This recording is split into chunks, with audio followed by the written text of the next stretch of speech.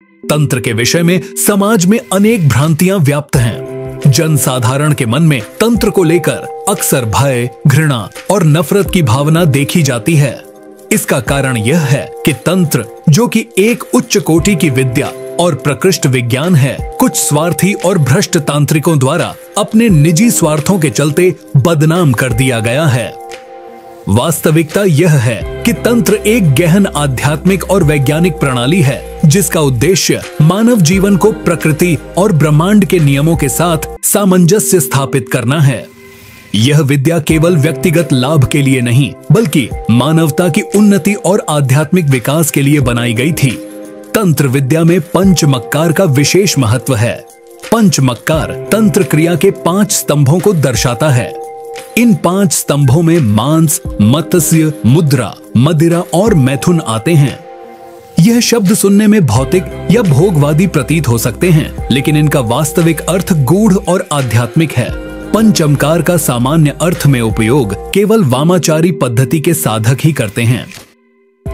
वामाचारी परंपरा को अक्सर भोगवादी दृष्टिकोण से देखा जाता है, क्योंकि इसमें बाह्य तत्वों का सीधा और मूर्त उपयोग होता है। हालांकि इसका उद्देश्य भी साधक की चेतना को उन्नत करना और आत्मिक विकास करना है, लेकिन इसका मार्ग अधिक व्यावहारिक और भौतिक प्रतीत होता है। दूसरी ओर दक्षिणाचार्य पद्धति, जिसे तंत्र का शुद्ध और आध्यात्मिक रूप माना जाता है, इन पंचमकारों को विशेष और प्रतीकात्मक अर्थ में उपयोग करती है। दक्षिणाचार्य परंपरा में इन शब्दों का आध्यात्मिक और आंतरिक विकास के संदर्भ में उपयोग होता है। इस वीडियो में हम वामाचारी और दक्षिणाचार्य परंपरा दोनों को विस्तार से समझने का प्रयास करेंगे। सबसे पहले हम वामाचारी परंपरा की चर्चा करेंगे। पंचमकार का पहला म मांस के लिए माना गया है। सामान्य रूप से इसका अर्थ मांस भक्षण से लगाया जाता है, लेकिन तंत्र विद्या में इसका अर्थ इससे कहीं अधिक गहरा और व्यापक है। तंत्र शास्त्र के अनुसार इस सृष्टि में हर जीव का जन्म मांस के एक लोथड़े के रूप में ही होता है। मनुष्य या किसी भी प्राणी का शरीर गर्भ में मांस के रूप में आकार लेता है। यह तथ्य स्पष्ट करता है कि मांस जीवन का मूलभूत तत्व है। बिना मांस के कोई भी प्राणी इस संसार में जीवन यापन नहीं कर सकता। मांस न केवल शारीरिक संरचना का आधार है, बल्कि यह जीवन के अस्तित्व और उसके संचालन में भी अहम भूमिका निभाता है। किसी को छूने, देखने, महसूस करने या किसी भी शारीरिक गतिविधि के लिए मांस की आवश्यकता होती है। यह हमारे दैनिक जीवन का एक अनिवार्य हिस्सा है। आगे की चर्चा में हम पंचमक्कार के दूसरे तत्व मत्स्य पर बात करेंगे और समझेंगे कि यह जीवन और तंत्र साधना में क्या भूमिका निभाता है। शाब्दिक दृष्टि से मत्स्य का अर्थ मछली होता है, लेकिन तंत्र क्रिया में अथवा पंचमक्कार में मत्स्य का अर्थ केवल भौतिक मछली नहीं है, बल्कि यह चंचलता और गति का प्रतीक है। जिस प्रकार मछली अपने जीवन भर जल के भीतर सतत गतिशील रहती है, उसी प्रकार मत्स्य का तांत्रिक दृष्टिकोण में यह संदेश है कि जीवन में गति और प्रगतिशीलता अनिवार्य है। तंत्र साधना के अनुसार किसी भी जीव के लिए गति और प्रगति जीवन का मूल तत्व है। जिस प्रकार मछली जल की विपरीत धारा में भी तैरते हुए अपने लक्ष्य को प्राप्त करती है, उसी प्रकार तंत्र साधना हमें सिखाती है कि जीवन में कितनी भी कठिन परिस्थितियां क्यों न हो, हमें अपनी प्रगति और उद्देश्य की ओर सतत बढ़ते रहना चाहिए। पंचमक्कार के तीसरे तत्व मुद्रा को अत्यंत महत्वपूर्ण स्थान प्राप्त है। इसे 2 मुख्य रूपों में परिभाषित किया गया है। मुद्रा का पहला अर्थ किसी प्रकार की शारीरिक क्रिया या भाव है जिसे व्यक्त किया जा सके।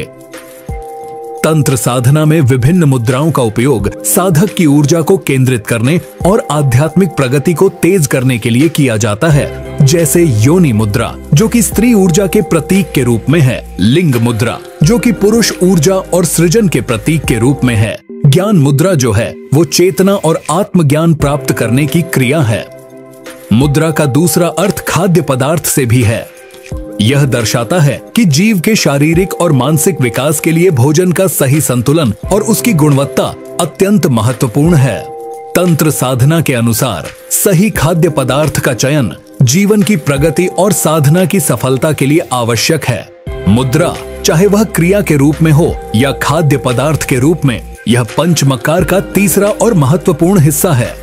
यह दर्शाता है कि जब जीव मांस और मत्स्य के गुणों को धारण कर लेता है तो उसे सही मुद्रा और सही आहार के माध्यम से अपने जीवन को आगे बढ़ाना चाहिए। पंचमक्कार का चौथा अम यानी मदिरा जीवन में आत्मसमर्पण और दृढ़ता का प्रतीक है।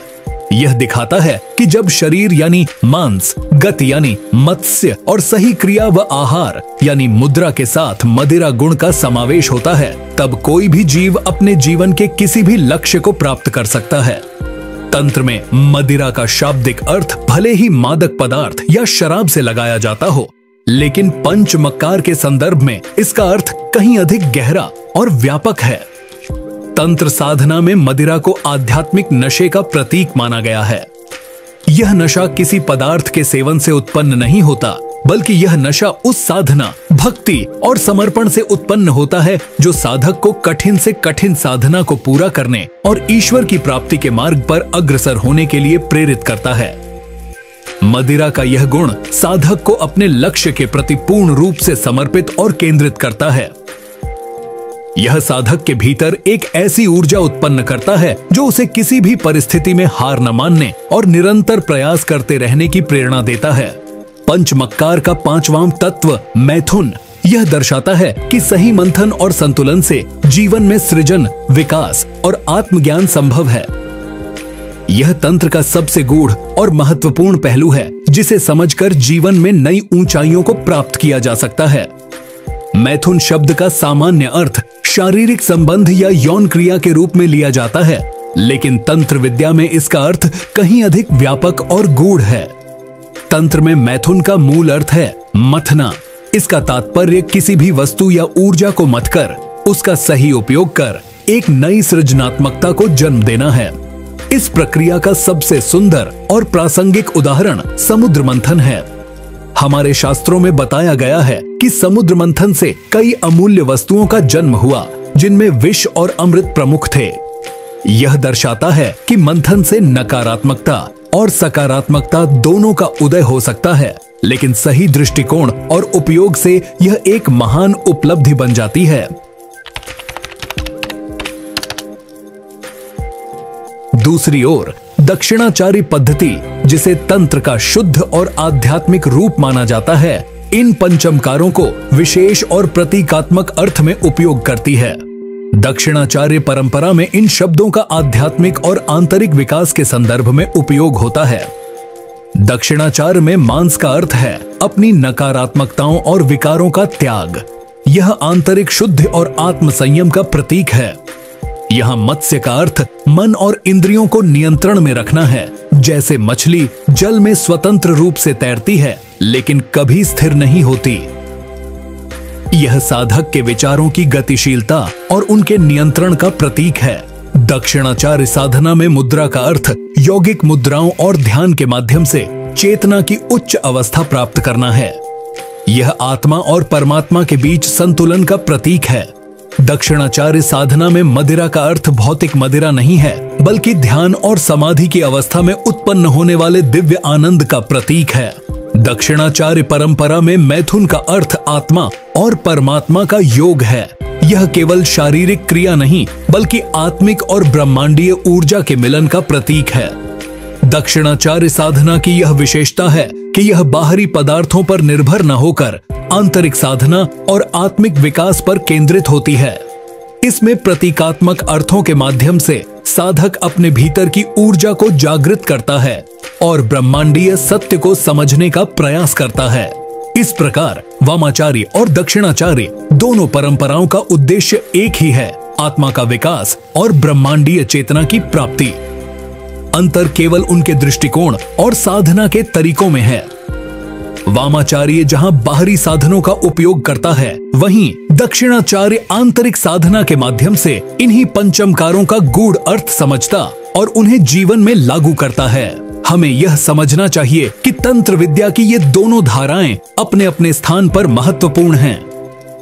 आवश्यकता इस बात की है कि इनके वास्तविक अर्थ को समझा जाए और इन्हें केवल बाहरी दृष्टि से भ्रामक न माना जाए। दोनों मार्गों का अंतिम लक्ष्य एक ही है, आत्मज्ञान और ब्रह्म से जुड़ाव। अगर यह जानकारी आपको उपयोगी लगी हो तो इसे लाइक करें, अपने विचार हमें कमेंट में बताएं और इसे अपने दोस्तों के साथ साझा करें। चैनल को सब्सक्राइब करना न भूलें ताकि आप तंत्र और अध्यात्म से जुड़े अन्य रहस्यमयी और रोचक पहलुओं को जानने के लिए हमारे साथ जुड़े रहें। आपसे फिर मुलाकात होगी एक नए विषय के साथ। तब तक अपने भीतर की ऊर्जा को जागृत करें और आत्मज्ञान की ओर कदम बढ़ाएं। धन्यवाद।